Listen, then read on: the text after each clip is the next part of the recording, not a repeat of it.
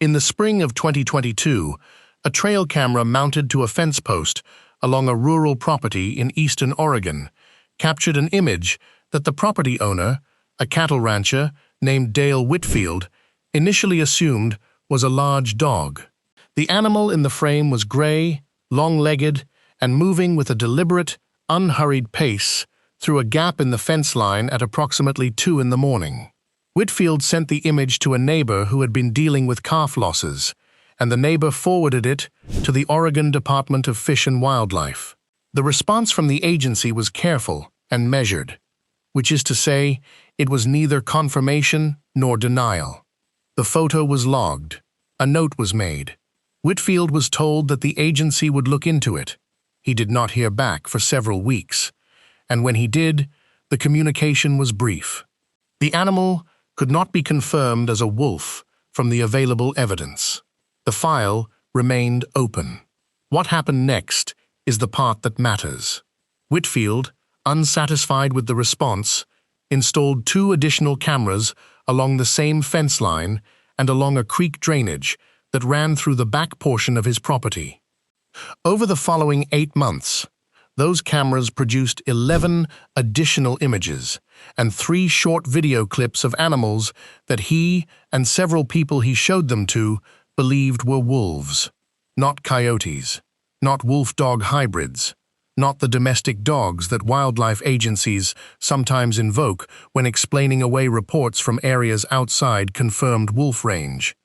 Wolves, gray wolves, or animals that looked exactly like gray wolves, moving through a corner of Oregon that was not within any territory claimed by any confirmed pack, in a county where the nearest officially documented wolf activity was more than 100 miles away. The story of what those cameras may or may not have captured, and of what the official response to that evidence reveals about the institutions we rely on to tell us what is happening in wild places, is a story about more than wolves. It is a story about how information moves from the field to the official record, about the gap between what exists in the landscape and what gets acknowledged as existing, and about what happens when that gap becomes large enough to affect decisions that matter to people whose livelihoods are tied to the land where the evidence keeps turning up. If you find stories like this one worth your time, the best thing you can do is subscribe. There is more material like this coming, and the only way to make sure you see it is to be subscribed before it posts. That takes about 3 seconds. After that, stay with this one, because the wolf situation in the western United States is more complicated, more contested, and more interesting than almost any coverage of it has acknowledged. The first confirmed gray wolf in Oregon, after a 70-year absence, arrived in 2008. His name, assigned by wildlife biologists for tracking purposes, was OR7, and his story became one of the most widely covered wildlife dispersal events in American history. He had walked from northeastern Oregon into California, becoming the first confirmed wild wolf in that state since 1924. And the coverage of his journey had the quality of a parable about wildness, reclaiming what had been taken from it. OR7 returned to Oregon, found a mate, and founded a pack that still has descendants in the Cascade Mountains today. The documented expansion of wolf packs in Oregon from that point forward has been steady, contentious, and closely tracked by both wildlife advocates, who consider it a conservation success, and ranchers, who consider it an ongoing and inadequately compensated cost imposed on their operations by decisions made without sufficient input from the people who live with the consequences. As of the most recent official count, published by the Oregon Department of Fish and Wildlife, the state hosts somewhere between 175 and 200 wolves organized into approximately 30 packs. Those numbers are understood by everyone involved to be minimum estimates. Wolves are secretive. Packs range across enormous territories. The survey methodology, which combines camera traps, radio telemetry of collared individuals, track and scat surveys, and howl response monitoring, is rigorous, but not comprehensive. The true population is almost certainly higher than the official count, and the distribution of that population across the landscape is certainly more complex than the confirmed pack territories shown on official range maps suggest. But the official numbers, imperfect as they are, represent animals that have been documented with sufficient evidence to satisfy the evidentiary standards that wildlife agencies apply before acknowledging a population's existence. Outside those numbers, there is a different category of evidence that does not satisfy those standards, and that therefore does not appear on official maps or in official counts. And it is in that category that Whitfield's camera footage and dozens of similar reports from similar locations exist. The distinction between confirmed and unconfirmed wolf presence is not bureaucratic pedantry. It has real consequences for the people and communities where the unconfirmed evidence is accumulating. Under the current management framework in Oregon and in most western states, with wolf populations, livestock depredation by confirmed wolves triggers a documented process that includes investigation, confirmation of wolf involvement, and access to compensation programs. Depredation by unconfirmed wolves, wolves whose presence in a given area has not been officially established, produces a different outcome. The rancher loses the animal. The investigation may or may not produce a determination. The compensation pathway may or may not be available. The protective measures permitted under state and federal regulations, which include in some circumstances the use of lethal deterrence once non-lethal options have been exhausted and confirmed depredations documented, are not available because the presence of the animal responsible has not been officially established. The rancher is left with a dead calf, a camera image that a state biologist says cannot be confirmed, and the specific frustration of being told that what they believe they are seeing is not sufficient to trigger the institutional response designed to address exactly what they believe they are seeing. This dynamic plays out in a broader landscape context that is worth establishing carefully, because the geography of wolf recolonization in the American West is not following the neat boundaries that management plans drawn up in conference rooms assumed it would. Wolves disperse.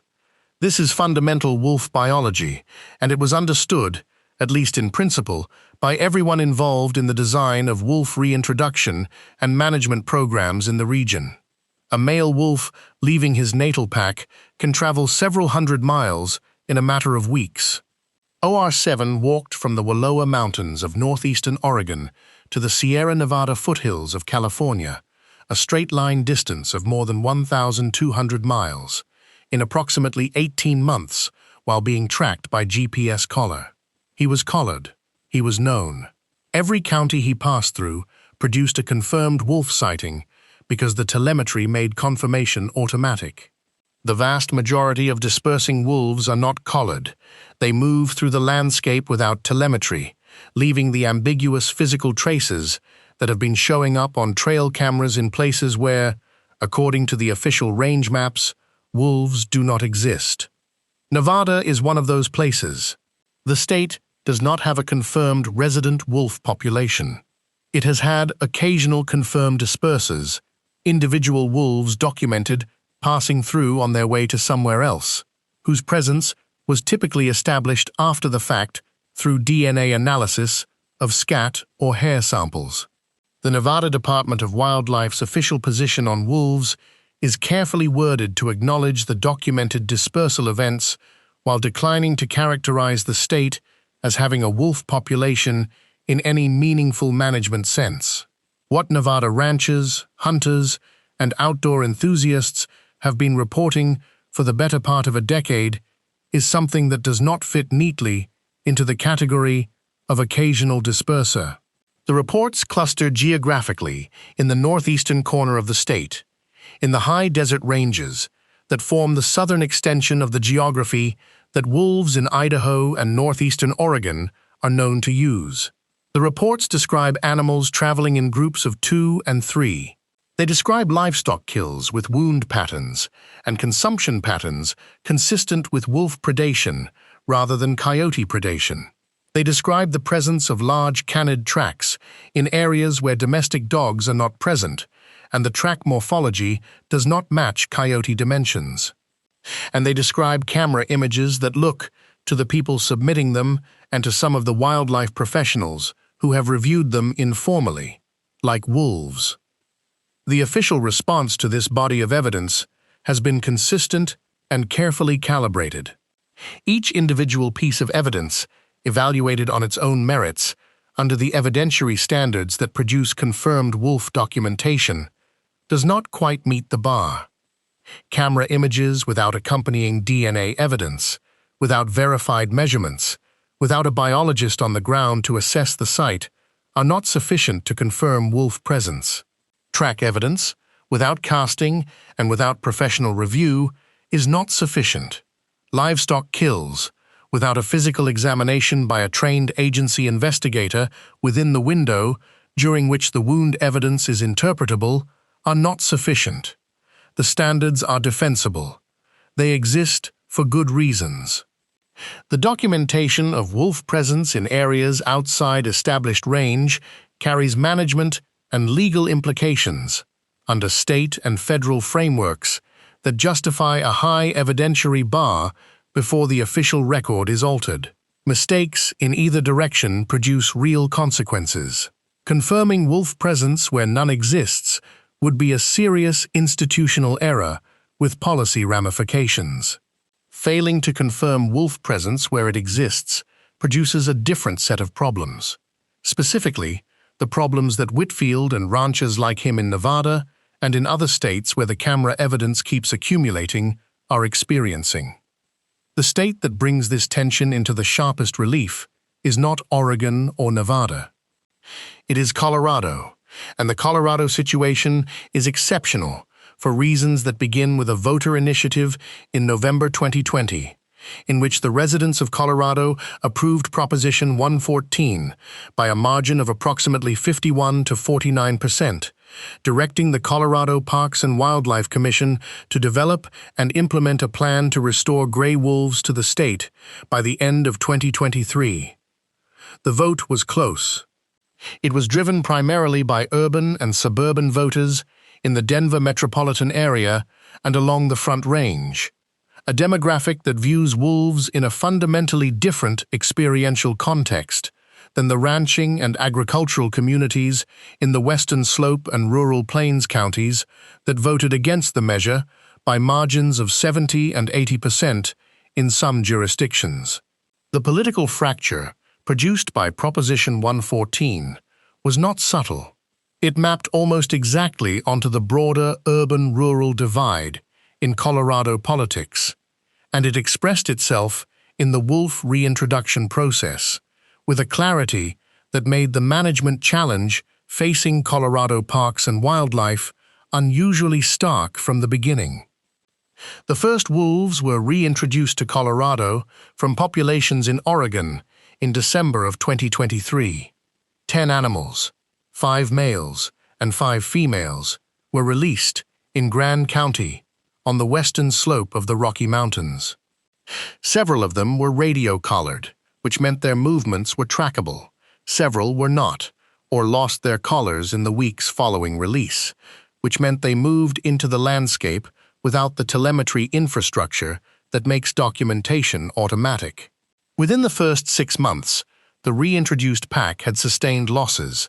Some animals had dispersed across distances that surprised managers, and the first confirmed livestock depredations had occurred, producing exactly the conflict that opponents of the reintroduction had predicted, and that proponents had argued could be managed with appropriate compensation and non-lethal deterrence programs.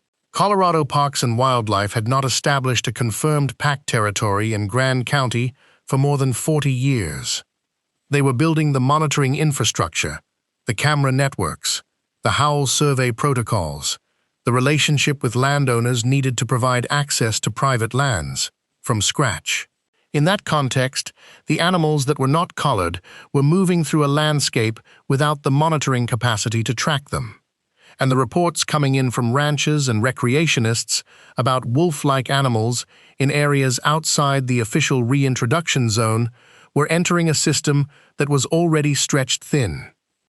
The camera evidence that has been accumulating in Colorado since the reintroduction began is the most intensively scrutinized body of unconfirmed wolf imagery in the country right now, because the stakes are higher than anywhere else.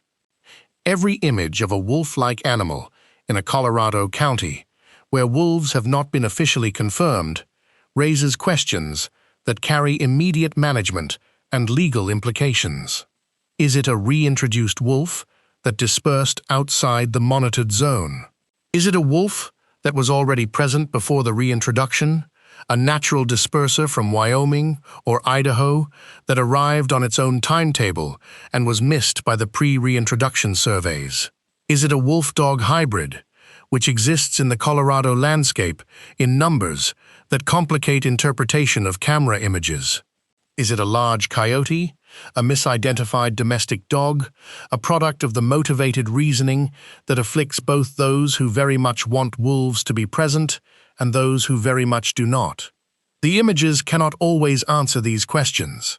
That is the nature of camera evidence.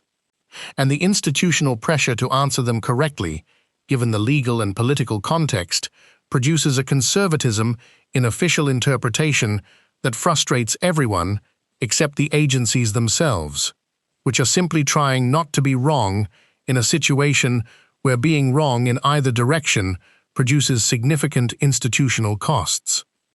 What is happening in California represents a distinct chapter of this story, and one whose implications have not been adequately addressed in the coverage that California's wolf situation has received, which has been substantial but has focused primarily on the charismatic elements of individual dispersers and pack formations, rather than on the structural questions the California situation raises.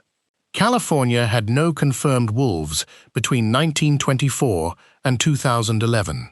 In 2011, an uncollared male wolf from Oregon arrived in the far north of the state and was photographed by a remote camera in Siskiyou County, the first confirmed wolf in California in 87 years.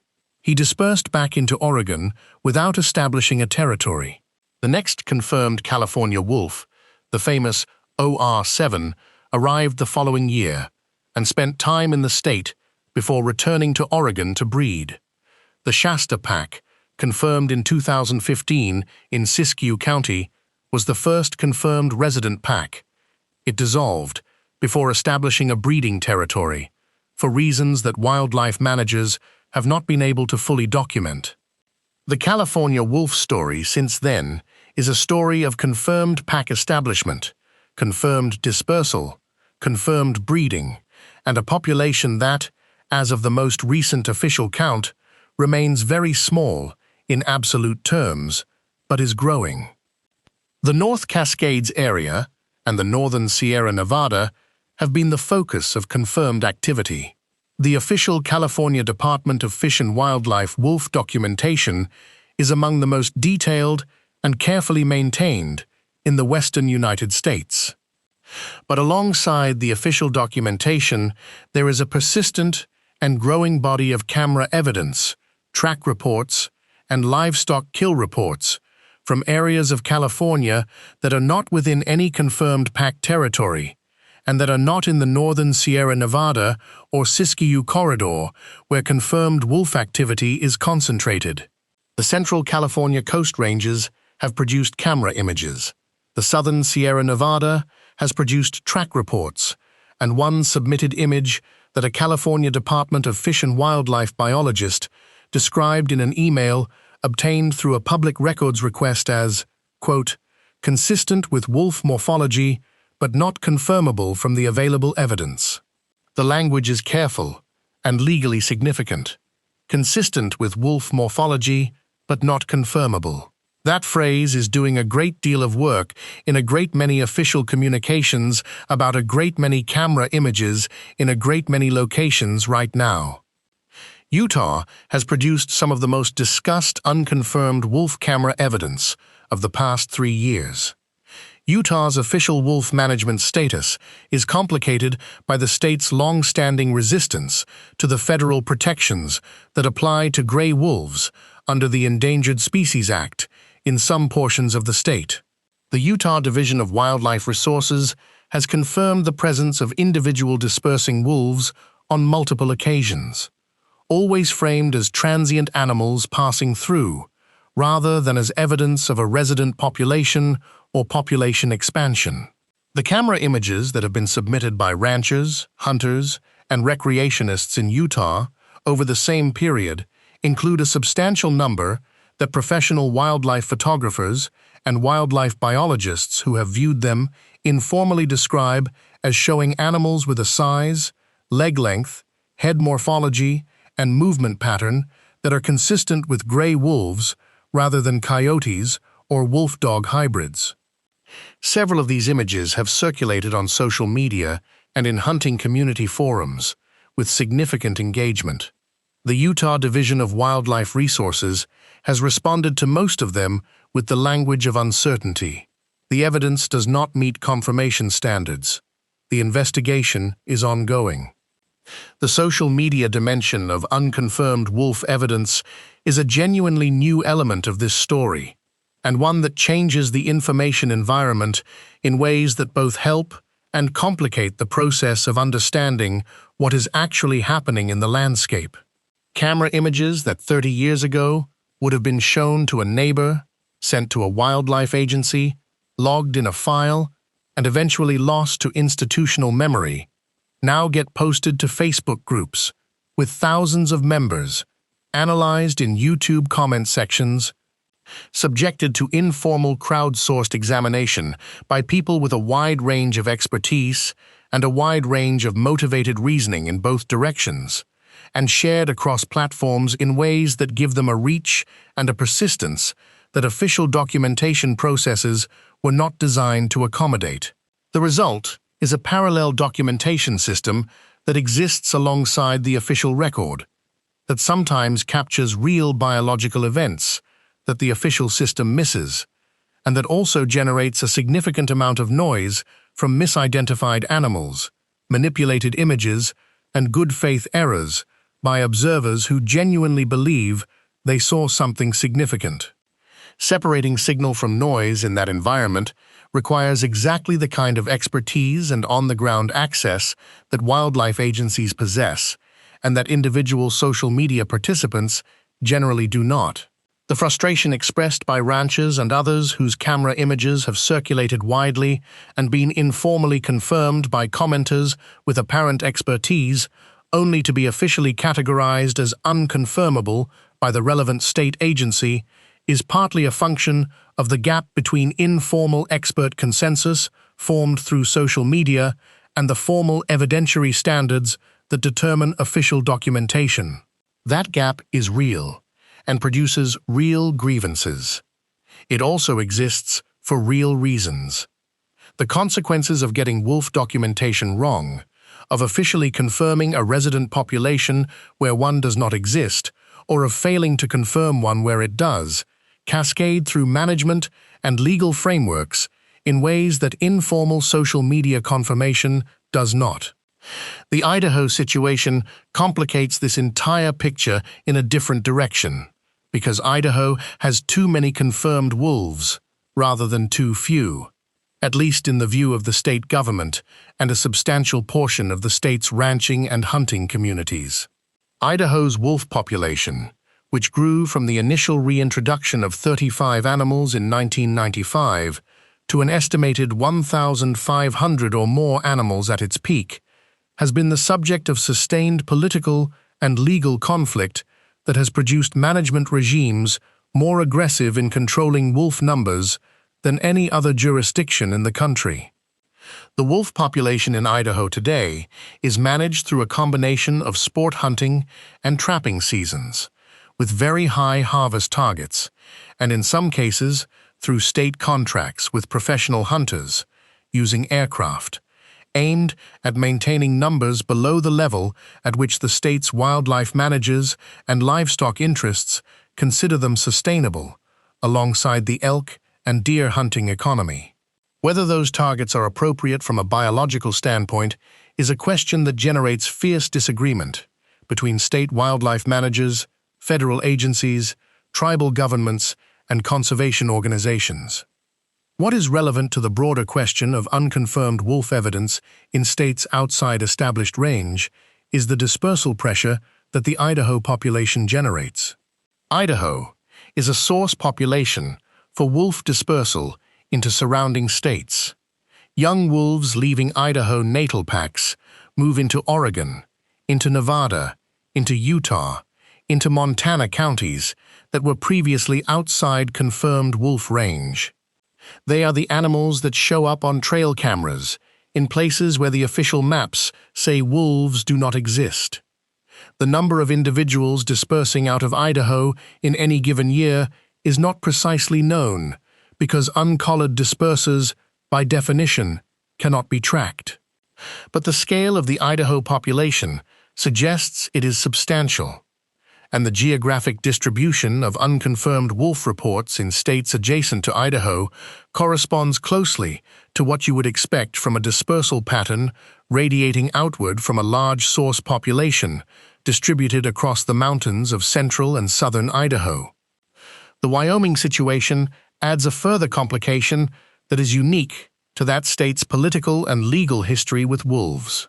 Wyoming was the last of the 3 states that received initial wolf reintroductions in 1995 and 1996, the others being Idaho and Montana, to negotiate a state management plan acceptable to the federal government.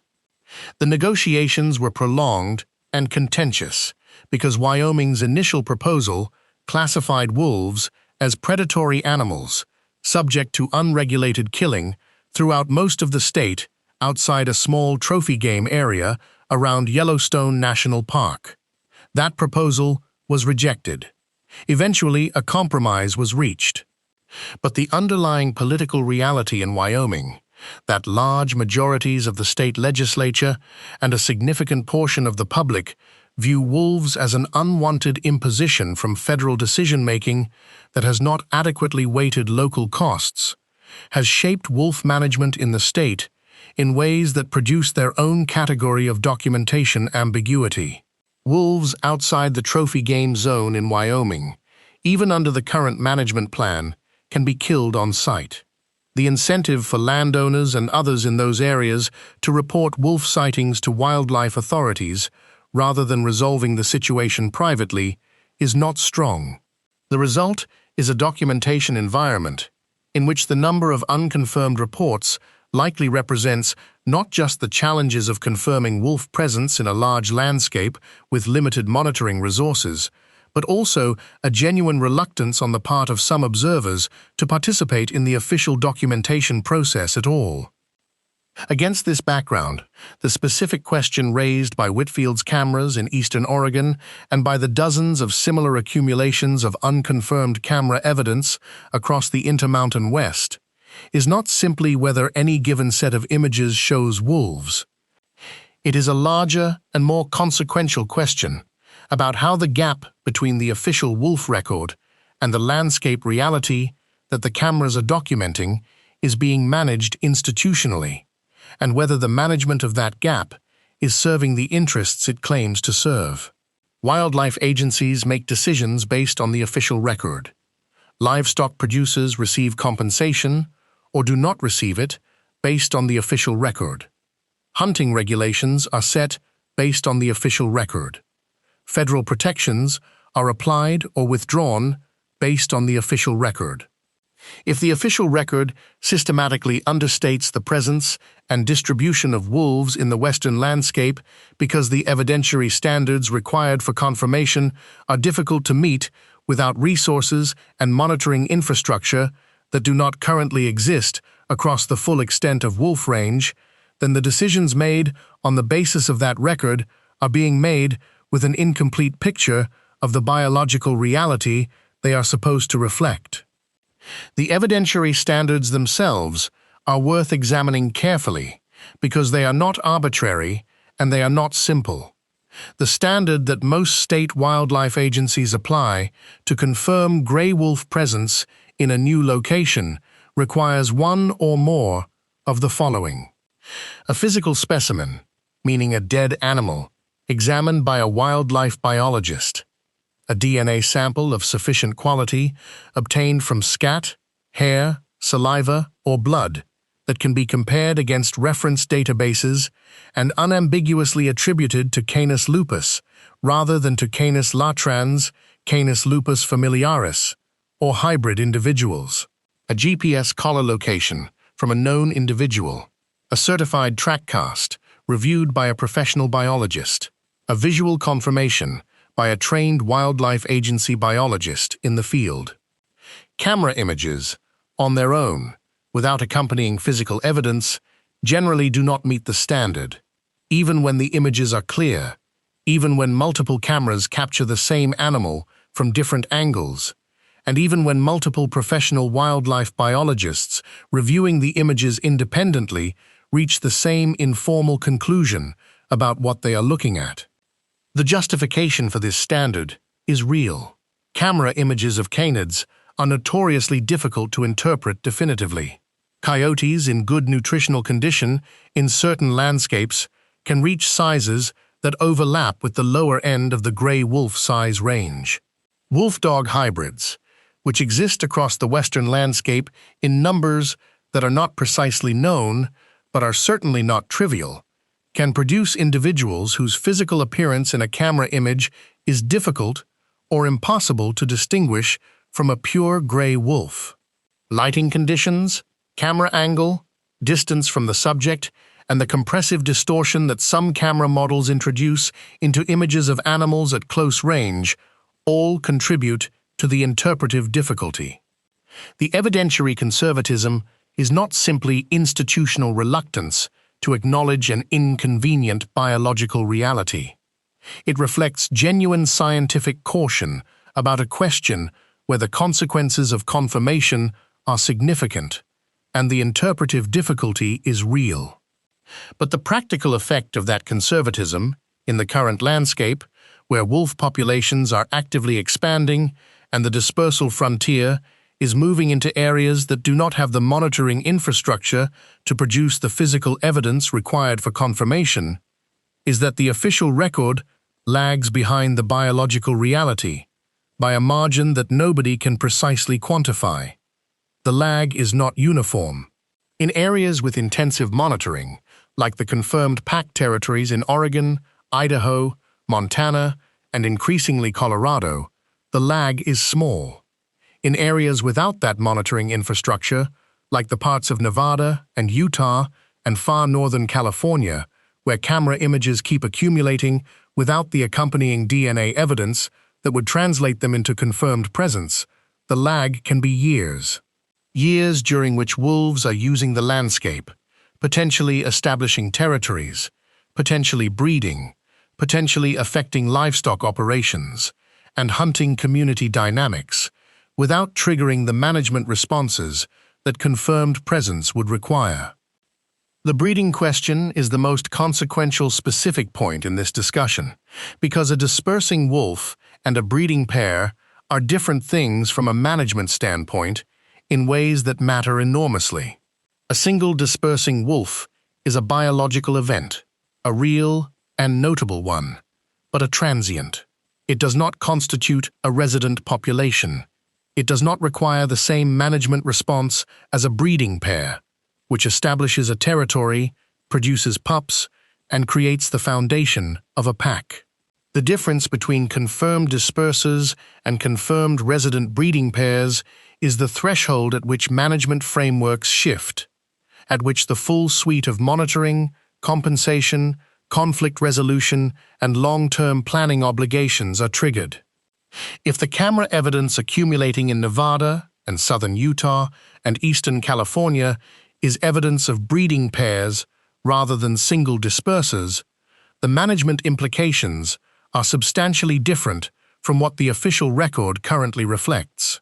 and the evidentiary standards that make that determination difficult to reach without DNA sampling or direct observation by agency biologists mean that the determination may not be made until a pack is well established, and the management challenge significantly more complex than it would have been if the accumulating camera evidence had triggered an earlier and more intensive monitoring response. The ranchers who live in the areas where this evidence is accumulating are not interested in this problem primarily as a policy or scientific question. They are interested in it as a practical one. Dale Whitfield, whose cameras started this discussion, has lost 5 calves over the period during which his cameras have been producing images of wolf-like animals. 2 of those losses were investigated by the Oregon Department of Fish and Wildlife. Neither investigation produced a determination of wolf depredation. One was classified as indeterminate, meaning the wound evidence was not sufficient to confirm or exclude wolf involvement. One was classified as probable coyote, based on wound pattern and the fact that wolf presence in the area was not officially confirmed. Whitfield believes the determinations are wrong.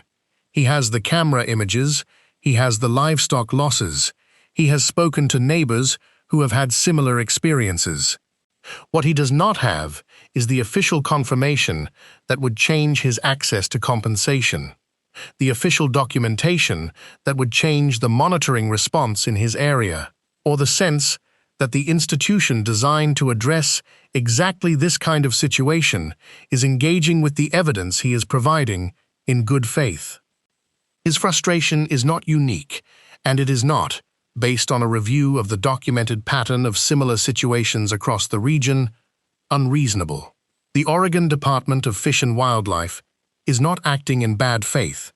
It is applying evidentiary standards that exist for legitimate reasons in a situation where its monitoring resources are finite and are concentrated in the areas of established, confirmed pack territory where the management obligations are most acute. An area without confirmed wolf presence is, by definition, an area where the monitoring investment has not been made that would allow the kind of evidence collection that confirmation requires. The result is a self-reinforcing dynamic. Without confirmed presence, intensive monitoring is not deployed. Without intensive monitoring, the evidence required to establish confirmed presence is difficult to obtain. Camera images accumulate. Livestock losses are classified as indeterminate. Reports pile up in agency files without producing the determination that would change the management response. And the biological reality, whatever it actually is, continues to evolve in the landscape without official acknowledgement. The question of what the biological reality actually is in places like Whitfield's County in eastern Oregon, in the northeastern Nevada ranges, in the corridors between confirmed pack territories across the Intermountain West, is genuinely difficult to answer with precision, but there are ways to estimate it.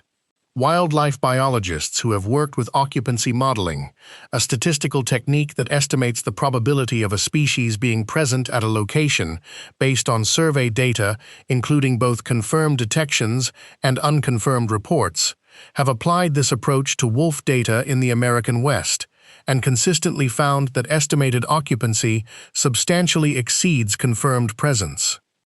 The models suggest that the probability of wolf presence in various unconfirmed areas is high enough to warrant serious attention, while simultaneously acknowledging the limitations of camera and track evidence as inputs to those models. The models are not confirmations. They are probabilistic estimates, but they represent a systematic way of extracting information from imperfect evidence that is different from the binary confirmed or not confirmed framework that official documentation employs. And the picture they produce is one in which wolves are present in more places, more consistently, and in higher numbers than the official range maps reflect. The tribal dimension of wolf presence in the American West is a part of this story that does not receive nearly enough attention in mainstream coverage, and that is directly relevant to the question of what is known about wolves in places where they are officially unconfirmed. Numerous federally recognized tribes in the western states have treaty rights that include the right to manage wildlife on ceded territories and, in some cases, on tribal lands that extend across portions of the landscape where wolf documentation questions are active. Several tribes have their own wildlife management programs and their own monitoring operations, including camera trap networks and track survey programs that operate independently of state wildlife agencies. The data generated by tribal monitoring programs is not always shared with state agencies, and state agency data is not always shared with tribal programs, in a relationship that reflects the broader complexity of the jurisdictional landscape and the political history of tribal-state relations in wildlife management. The Wolf Treaty, signed between the Nez Perce tribe and the federal government, which gave the tribe a formal role in wolf reintroduction monitoring in Idaho, is an example of what cooperative documentation can look like. It is not universally replicated. In states and regions where tribal monitoring exists alongside state monitoring without formal data-sharing agreements, the official record may be missing detections that have been made by tribal programs operating in the same landscape. The specific question of what is happening right now in the parts of the American West that are not on any official wolf range map, and of what the accumulating camera evidence from those areas represents, cannot be answered definitively from the available information. That is an honest statement of the epistemic situation, and it needs to be made clearly, rather than papered over with the kind of reassuring specificity that coverage of wolf issues often provides in both directions. Reassurance to ranchers that confirmed pack numbers are being carefully controlled, and reassurance to conservation advocates that wolf recovery is proceeding as planned. What can be said is that the evidence of wolf presence in areas outside confirmed range is more substantial, more geographically widespread, and more consistent over time than the official picture acknowledges. What can be said is that the evidentiary standards required for official confirmation, while defensible in principle, are producing a documentation lag whose magnitude is difficult to assess but is certainly not trivial. What can be said is that the practical consequences of that lag fall disproportionately on the people whose livelihoods are most directly affected by wolf presence, regardless of whether that presence is officially confirmed.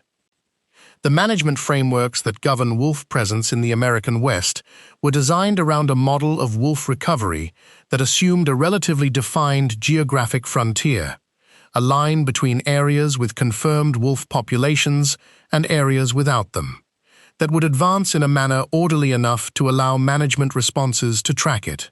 The biology of wolf dispersal does not cooperate with that model. Wolves move faster and farther than management frameworks can follow without the kind of continuous landscape-scale monitoring that does not currently exist and that would be extraordinarily expensive to build and operate.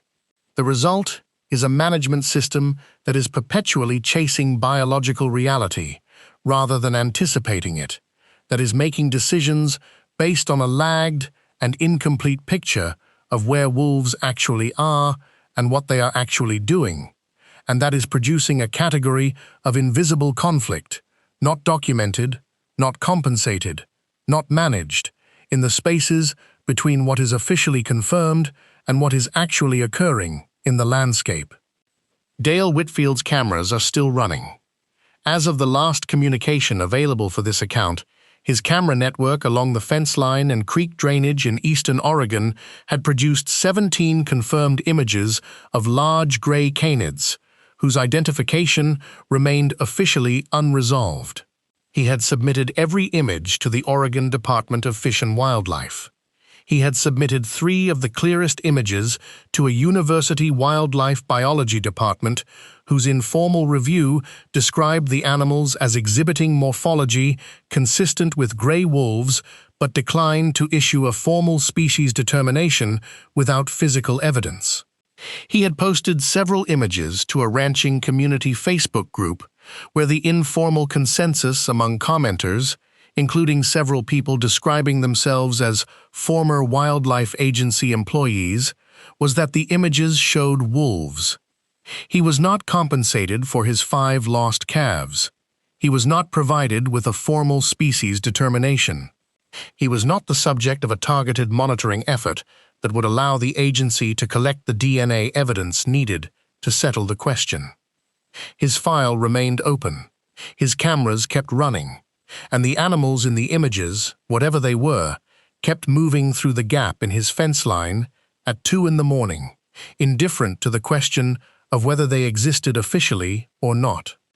The broader significance of that situation is not about Whitfield specifically, or about any individual set of camera images, or even about the specific management failures in any specific jurisdiction.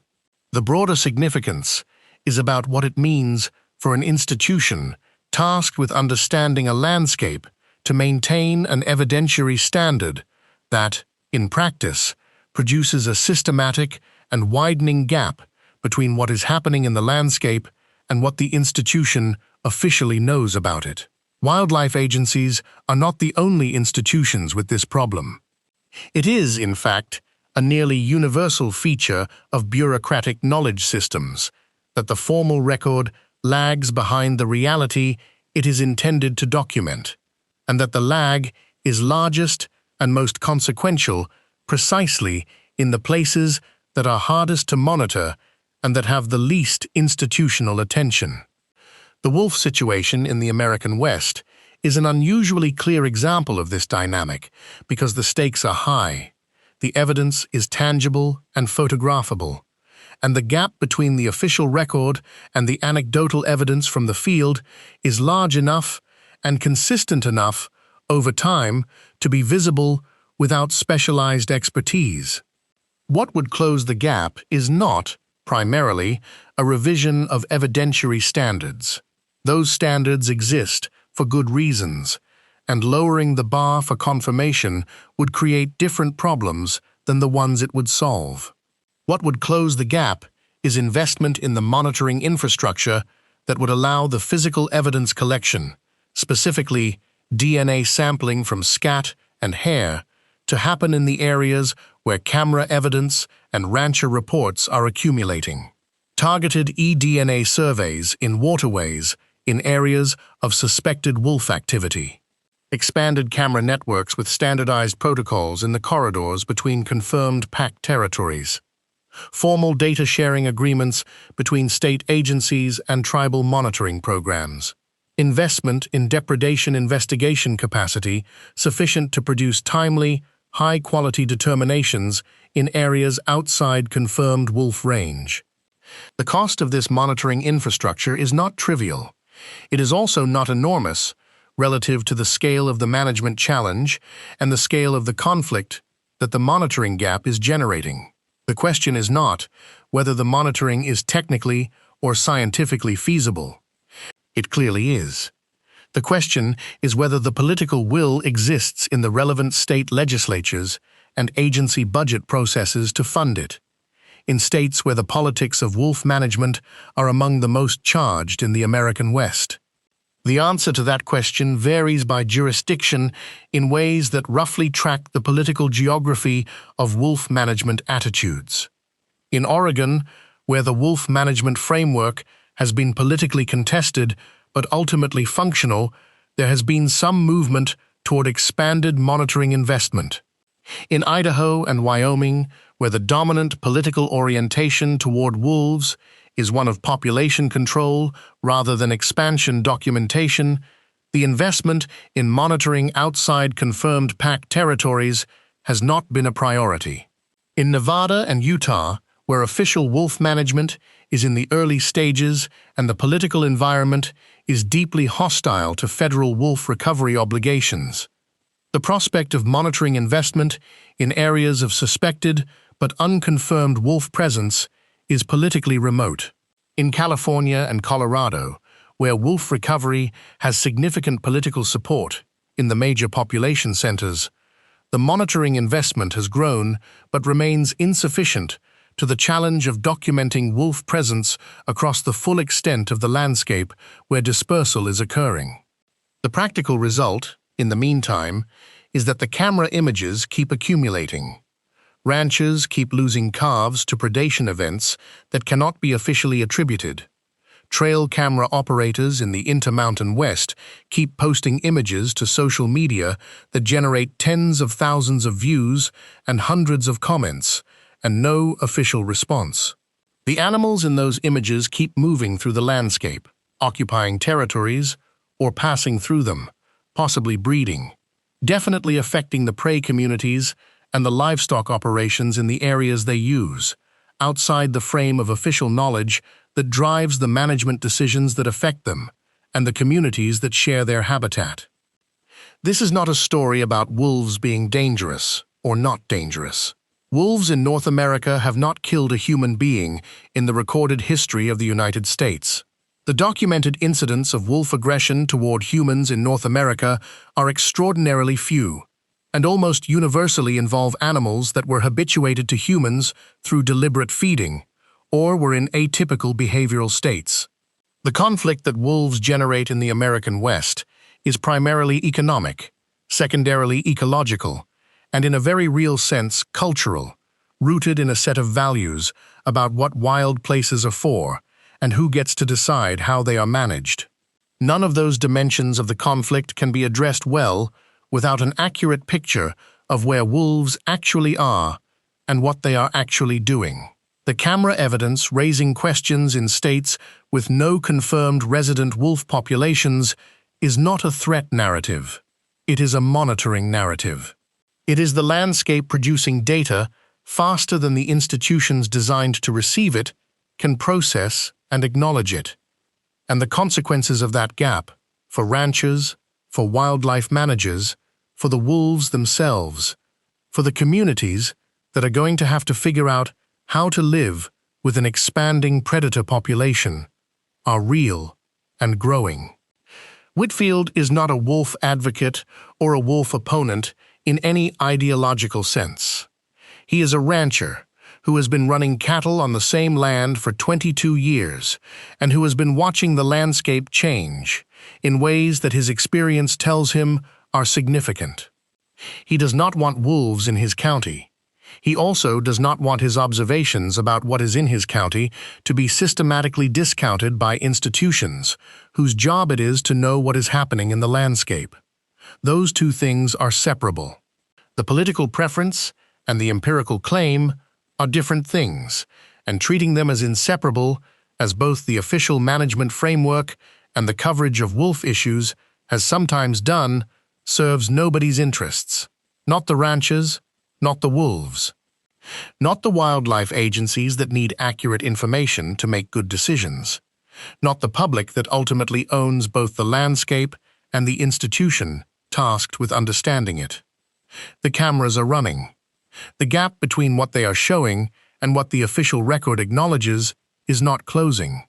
And the animals in the images, gray and long-legged, and entirely indifferent to whether their presence fits the official map, keep moving through the fence lines and the creek drainages of the American West at 2 in the morning, leaving tracks that may or may not be measured, and traces that may or may not be sampled, and a question that the institutions designed to answer it have not yet found a way to close.